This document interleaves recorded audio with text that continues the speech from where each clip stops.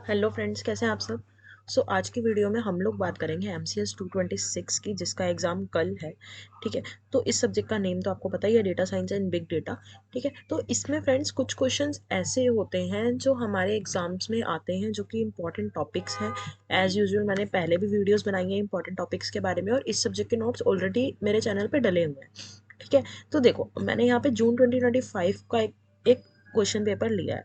ठीक है। आपको पता ही होगा 100 मार्क्स का ये पेपर आता है। तो देखो, इसमें सबसे पहले हमारा क्वेश्चन क्या है, what are the different types of data in data science. ठीक है। तो मतलब कि हमारा पहला क्वेश्चन ही ये आया है, डेटा साइंस और उसके टाइप्स ऑफ डेटा क्या है। ठीक है। तो देखो, यहाँ पे ये हमारे क्वेश्चंस हैं। ठीक है। ऐसे हमारे क्वेश्चंस आएंगे एग्जाम में। ये फुल थ्योरेटिकल सब्जेक्ट है। ठीक है। तो इसमें कोई वो नहीं है।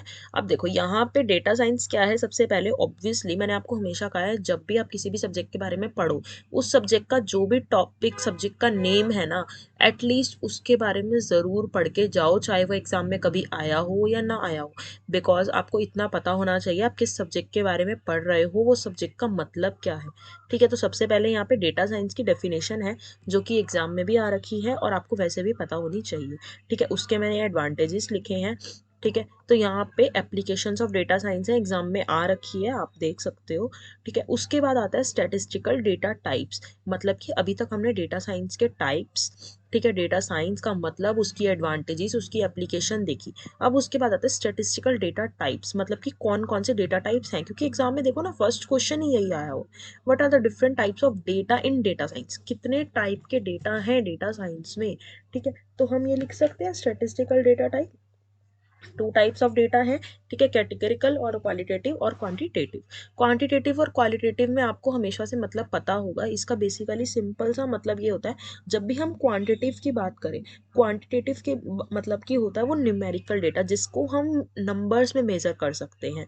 ठीक है। 2, 3, 5, 6। ठीक है। That is called quantitative. और जब भी हम क्वालिटेटिव की बात करें, तो देखो, क्वालिटेटिव का सिंपल मतलब हम उसको कैटेगरिकल भी बोलते हैं, क्योंकि क्वालिटेटिव में और कैटेगरिकल में आप अगर मतलब से ही समझो, तो उसका बेसिकली क्या मतलब होता है, अगर आपका कोई ऑक्यूपेशन है, वो आप सैलरीड हो, आपका बिजनेस है। ठीक है। तो हम ऐसे बोल सकते हैं।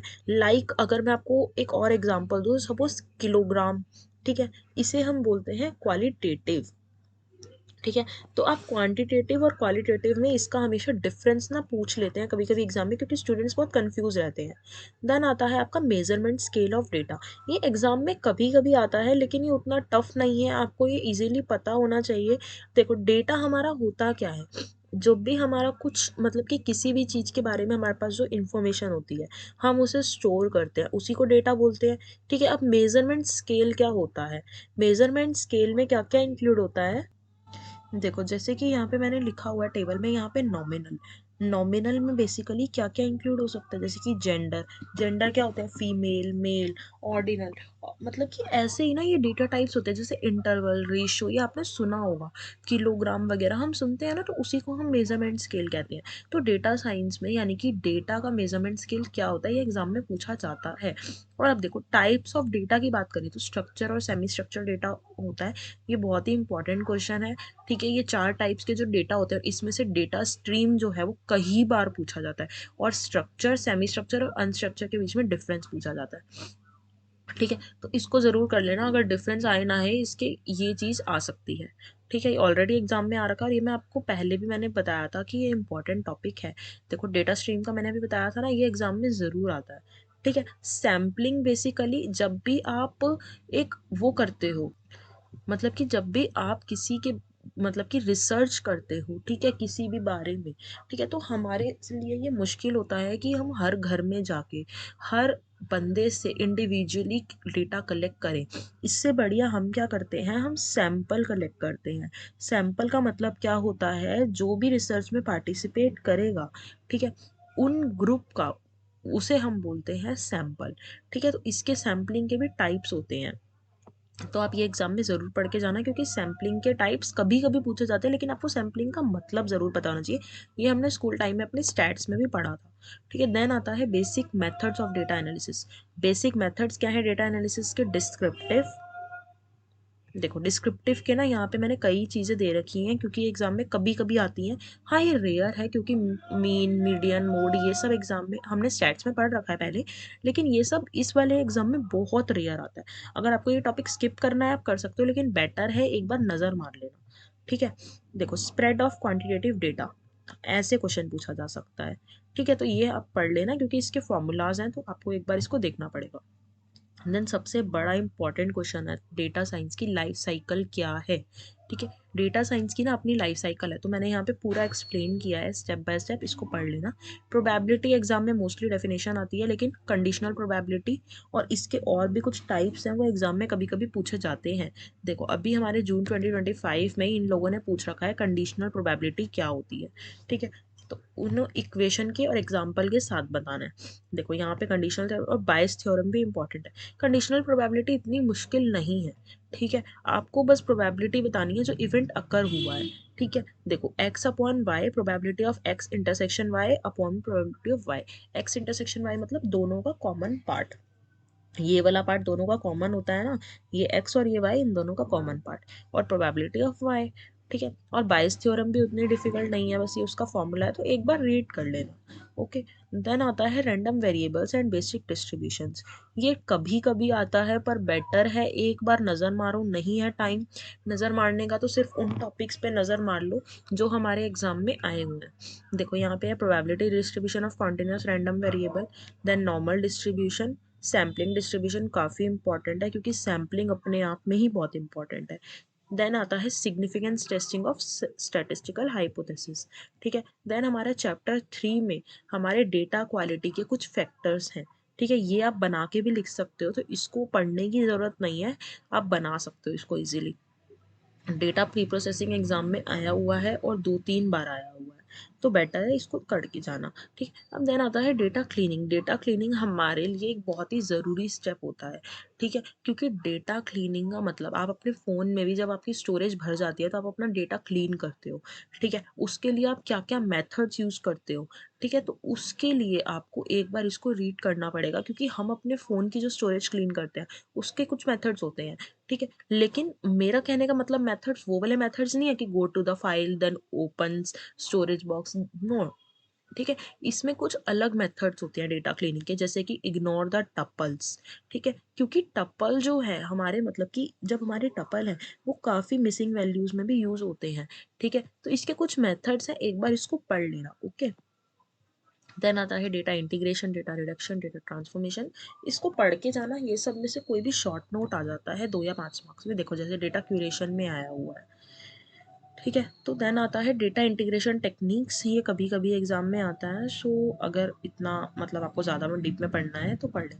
हिस्टोग्राम हम बचपन से पढ़ते आ रहे हैं तो इसको मुझे एक्सप्लेन करने की बिल्कुल ज़रूरत नहीं है, आपको ये पता होगा। इसको एक बार नज़र मार लेना, कोई भी शॉर्ट नोट आ जाता है इसमें से, इसलिए मैंने सब इंक्लूड किया विद पिक्चर्स। ठीक है, बिग डेटा काफ़ी इंपॉर्टेंट है एज बिकॉज हमारे टॉपिक का ही, हमारे सब्जेक्ट का ही नाम है data science and big data. तो डेटा साइंस के बारे में हमने पढ़ा, बिग डेटा के बारे में ज़रूर पढ़ना, उसके कैरेक्टरिस्टिक्स वगैरह हर चीज़ आ जाती है एग्जाम में। इसके कैरेक्टरिस्टिक बिल्कुल भी मुश्किल नहीं है, बस आपको एक बार पता है ये सब्जेक्ट ही ऐसा है जिसको आपको सिर्फ पढ़ने की ज़रूरत है, आपके दिमाग में ये छप जाएगा अगर आप एग्जाम में, अगर आप थोड़ा टाइम देके इसको पढ़ोगे। देन उसकी application, distributed file system important है, प्लीज़ पढ़ के जाना। ठीक है, इसकी सारी मैंने दे रखी हैं। Then advantage disadvantage, Hadoop is a very very very important. ठीक है, देन एडवांटेज, उसके बाद आता है अपाचे हडूप 1 एंड 2। ठीक है, आई गेस ये हमारा जून 2025 में भी आया है। ओके, अपाचे स्पार्क आया है, नॉट अपाचे हडूप। ठीक है, then Hadoop map shuffling and sorting exam में आया हुआ है, प्लीज़ पढ़ के जाना। Okay, map reduce paradigm. ठीक है, ये हमारे एग्जाम में 2-3 बार आया हुआ है और इसके क्वेश्चन जो है ना वो घुमा के देता है। ठीक है, देन देखो अपाचे स्पार्क की अभी हम बात कर रहे थे तो ये रहा अपाचे स्पार्क फ्रेमवर्क। ठीक है, तो ये एग्जाम में आया हुआ है तो पढ़ के जाना, जो जो एग्जाम में आया हुआ है प्लीज़ उतना पढ़ के जाओ, और कोई पढ़ के जाओ या मत पढ़ के जाओ। हाइव भी किसी ना किसी एग्जाम में आया है, लेकिन हाइव आई गेस बहुत पहले आया था। ठीक है, अब हम बात करें एच बेस की, तो एच बेस अभी ही रिसेंट जून 2025 में भी आया है। ठीक है, मैंने अभी जून 2025 में या फिर मैंने किसी उसमें देखा था। देखो हाइव तो ये रहा हमारा। ओके, हाइव नहीं शायद एच बेस होगा। सॉरी HBase नहीं, शायद हाइव होगा जो मैंने अभी देखा होगा। ठीक है, तो no SQL database as usual important है, ये तो अभी जून 2025 में ही आया हुआ है। देखो अगर मैं ये आपको दिखा दूँ, देखो एक्सप्लेन करना है और डिफरेंस क्या है RDBMS और नो एसक्यूएल के बीच में। मैंने आपको लेटेस्ट पेपर दिखाया है। ठीक है, देन आते हैं typically 4 types of no SQL database. ठीक है, ये एग्जाम में आया हुआ है, अभी आपको दिखाया था। Then Jaccard similarity of sets, इसको एक बार पढ़ लेना, ये आपको पढ़ने से समझ आ जाएगा बिकॉज थोड़ा वो है practical topic. Finding similar documents, I guess ये आपको पढ़ने की जरूरत नहीं है क्योंकि अगर ये एग्जाम में आएगा तो आप बना सकते हो। ठीक है, डिस्टेंस मेजर भी आप बना सकते हो। जकार्ड डिस्टेंस, कुछ भी एग्जाम में ऐसा लगे जो नहीं आता, प्लीज़ ट्राई करना कि उस टॉपिक को समझ सको। ठीक है, डेटा स्ट्रीम का एक अलग से फुल डिटेल में यहाँ पे दे रखा है, ऊपर तो सिर्फ डेफिनेशन थी, लेकिन ये टॉपिक इतना इंपॉर्टेंट है कि एग्जाम में कितनी बार आ जाता है 5 मार्क्स में। ठीक है, डेटा स्ट्रीम मैनेजमेंट सिस्टम, अगर डेटा स्ट्रीम पढ़ लिया तो इसको रहने दो, कोई बात नहीं। ठीक है, क्वेरीज ऑफ डेटा स्ट्रीम में से एड हॉक क्वेरीज अलग से पूछा जाता है कभी कभी, तो इसको बस 1-2 लाइन पढ़ लो, इनफ है। ठीक है, एग्जाम्पल ऑफ डेटा स्ट्रीम, क्योंकि आपका कल ही पेपर है तो आप इतना नहीं पढ़ पाओगे, इसलिए जो जो एग्जाम में आया सिर्फ वही पढ़ लो। देन आता है issue and challenges of data stream, हमारे डेटा स्ट्रीम में कुछ चैलेंजेस आते हैं तो इसको स्किप कर लो अभी के लिए, कोई बात नहीं। देन आता है filtering of data stream, Bloom filter, Bloom filter के बारे में 2-3 बार एग्जाम में आ चुका है तो प्लीज़ पढ़ लेना। देन आता है एल्गोरिदम, एल्गोरिदम जो है हमारी, वो कभी कभी ही एग्जाम में पूछी जाती है।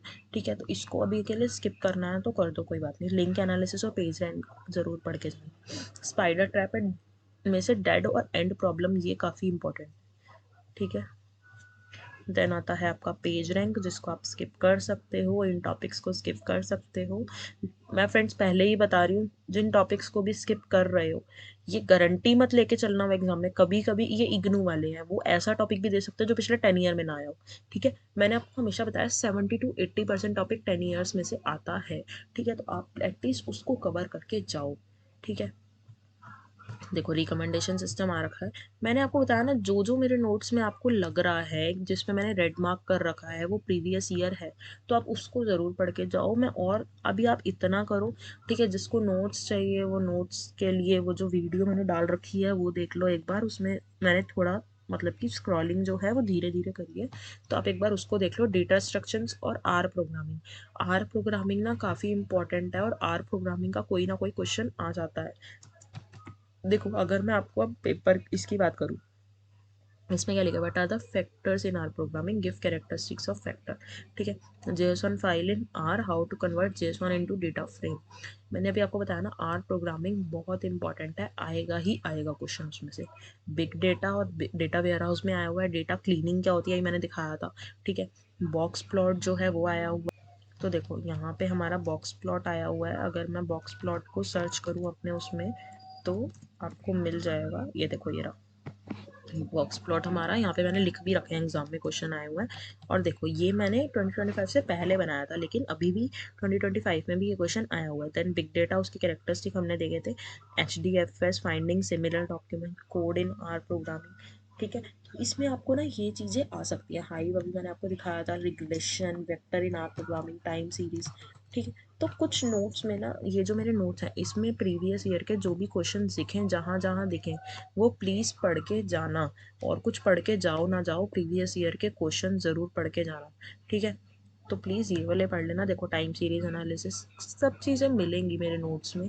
ठीक है, कुछ चीज़ें ऐसी होती हैं जो शायद से नहीं हो, लेकिन जितना है, जितना प्रीवियस एग्जाम में आया हुआ है उतना ज़रूर पढ़ के जाना फ्रेंड्स। ठीक है, तो मिलते हैं नेक्स्ट वीडियो में, तब तक के लिए bye, take care and all the very best for exam.